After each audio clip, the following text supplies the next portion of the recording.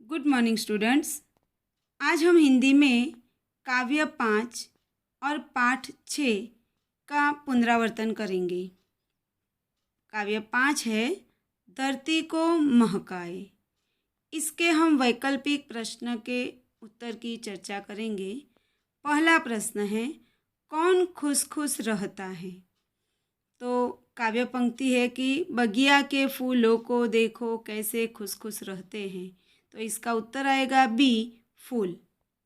दूसरा प्रश्न है, सूरज की किरणें रोज खाली जगह पर आती हैं। इसका उत्तर हमें काव्य के आधार पर देना है। तो सूरज की किरणें रोज धरा पर आती है। ए, धरा, धरा यानी धरती पर। तीसरा प्रश्न, सूरज की किरणें अंधकार दूर भगाकर किसे चमकाती हैं? तो सूरज की किरणें अंधकार को दूर भगाकर सारे जग को चमकाती है। जग यानी संसार। तो सी उत्तर आएगा, संसार। चौथा प्रश्न है, अपना अंतर जला जलाकर जग को रोशन कौन करता है? अंतर यानी हृदय। तो इसका उत्तर है डी, दीपक। पांचवा प्रश्न, अपने अच्छे सच्चे काम से हम सारी खाली जगह को महकाए। तो अच्छे और सच्चे काम से हमें किसे महकाना है? धरती को। तो इसका उत्तर है सी, धरती। आगे का प्रश्न है, खाली जगह को देखो कैसे यह हरदम जलता रहता है। तो हरदम कौन जलता रहता है? दीपक। ए उत्तर है दीपक। सातवां प्रश्न, रोशन करना मुहावरे का अर्थ बताइए। तो रोशन करना यानी इसका उत्तर है डी, प्रकाशित करना। आठवां प्रश्न है, हृदय शब्द किसका समानार्थी अर्थ है? इसमें 4 विकल्प दिए हैं। ए, आत्मा, बी, अंतर, सी, शरीर, डी, ललाट। तो हृदय का समानार्थी अर्थ है बी, अंतर।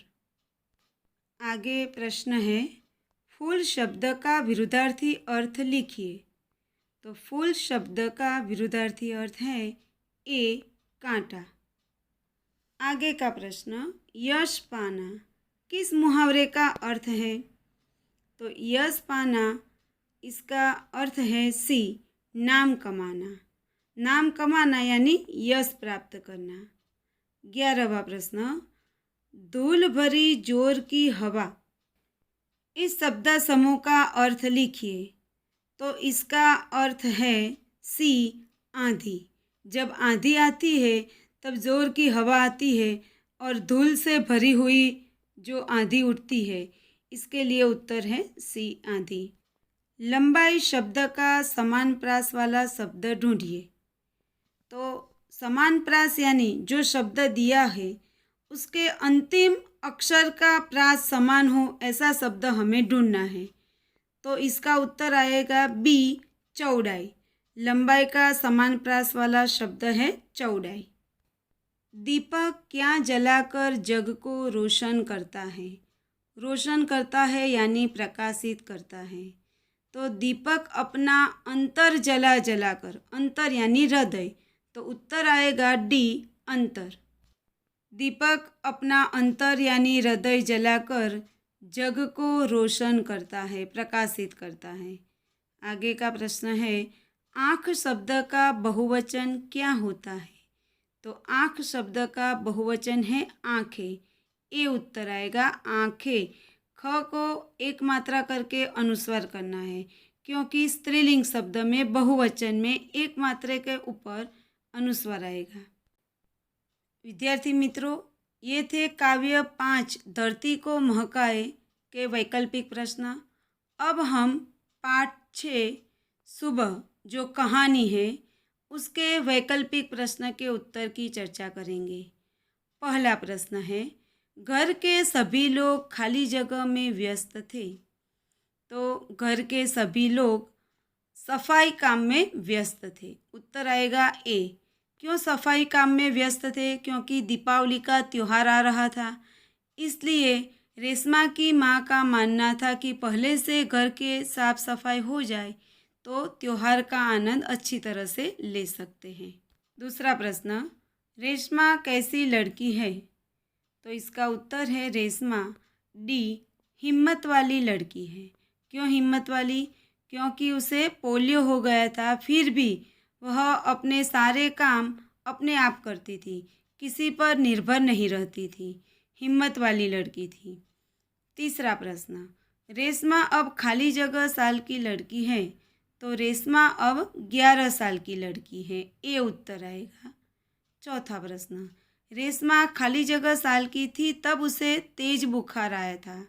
तो रेशमा जब 5 साल की थी तब उसे तेज बुखार आया था और इस बुखार में उसे पोलियो हो गया था, उसके दोनों पाँव बेजान हो गए थे। आगे का प्रश्न है, रेशमा को खाली जगह हो गया था। तो इसका उत्तर है सी, पोलियो। छठा प्रश्न, रेशमा किसी पर खाली जगह नहीं रहना चाहती थी। तो रेशमा किसी पर निर्भर, ये उत्तर आएगा। निर्भर यानी किसी पर आधार रखना, तो वह किसी पर निर्भर नहीं रहना चाहती थी। आगे का प्रश्न है, रेशमा की माँ क्या बनाना चाहती थी? तो रेशमा की माँ लड्डू बनाना चाहती थी। उत्तर है सी, लड्डू। आठवां प्रश्न है, रेशमा को दूध का मेवे वाला खाली जगह अच्छा लगा। तो उत्तर आएगा ए, दलिया। दलिया यानी दरदरे गेहूं से बना हुआ एक ऐसा खाद्य पदार्थ जिसे काजू, बादाम, किशमिश आदि डालकर बनाया जाता है। आगे का प्रश्न है, रेशमा के खाली जगह बहुत बुजुर्ग थे। बुजुर्ग यानी वृद्ध थे। तो रेशमा के दादा दादी, सी उत्तर है। दादा दादी बुजुर्ग थे। 10वां प्रश्न है, माँ ने रेशमा की आवाज़ में क्या अनुभव किया? तो माँ ने रेशमा की आवाज़ में दृढ़ता अनुभव की। बी उत्तर है, दृढ़ता। 11वां प्रश्न, रेशमा किस दुकान से सारा सामान ले आई? इसका उत्तर है ए, नुक्कड़ वाली। 12वां प्रश्न, रेशमा बाजार से गोलू के लिए क्या लाई थी?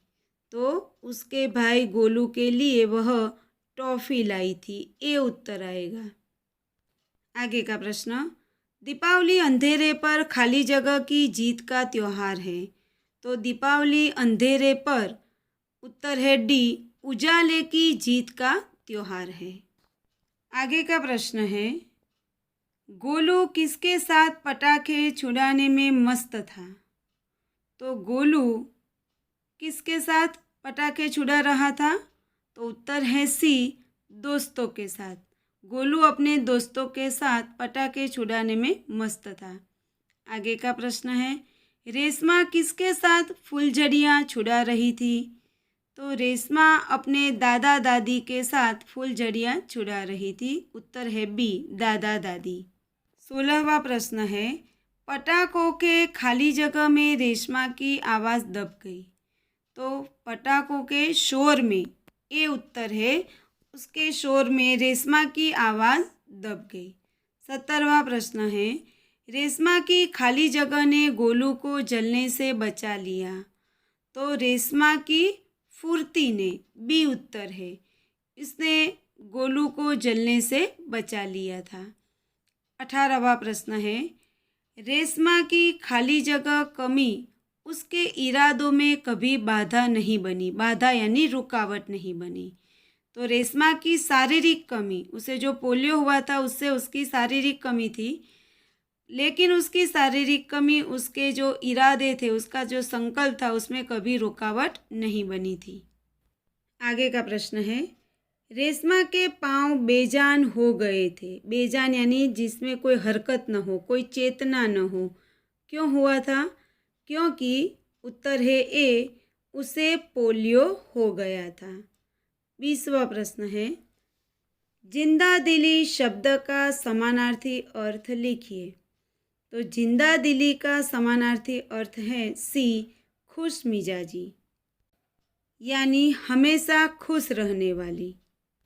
आगे का प्रश्न है, गली का छोर शब्द समूह के लिए एक शब्द लिखिए। तो इसका उत्तर है बी, नुक्कड़। आगे, दरे दरे गेहूं से बना खाद्य पदार्थ, शब्द समूह के लिए एक शब्द लिखिए। उत्तर है ए, दलिया। आगे का प्रश्न, शाबाशी देना किस मुहावरे का अर्थ है? तो शाबाशी देना, इसका जो मुहावरा है वह है सी, पीठ थपथपाना। पीठ थपथपाना मुहावरे का अर्थ होगा शाबाशी देना। आगे, सफाई शब्द का विरुद्धार्थी अर्थ लिखिए। तो सफाई का विरुद्धार्थी अर्थ है बी, गंदगी। बुजुर्ग शब्द का विरुद्धार्थी अर्थ लिखिए। बुजुर्ग यानी वृद्ध, जो बूढ़े हो चुके हैं, इसका विरुद्धार्थी अर्थ है युवा। आगे का मुहावरा है आँखों का तारा, तो इसका अर्थ है बहुत प्यारा। सी, बहुत प्यारा होना वह आँखों का तारा मुहावरे का अर्थ है। विद्यार्थी मित्रों, हमने पाठ 6 जो सुबह कहानी है रेशमा के जीवन पर आधारित, उसके वैकल्पिक प्रश्न के उत्तर की चर्चा कर ली है। यह सारे प्रश्न आपको CW में लिखने हैं, काव्य 5 और पाठ 6 के, जिसकी चर्चा हमने उत्तर के साथ की है। तो CW में प्रश्न के उत्तर दोनों लिखने हैं। Thank you.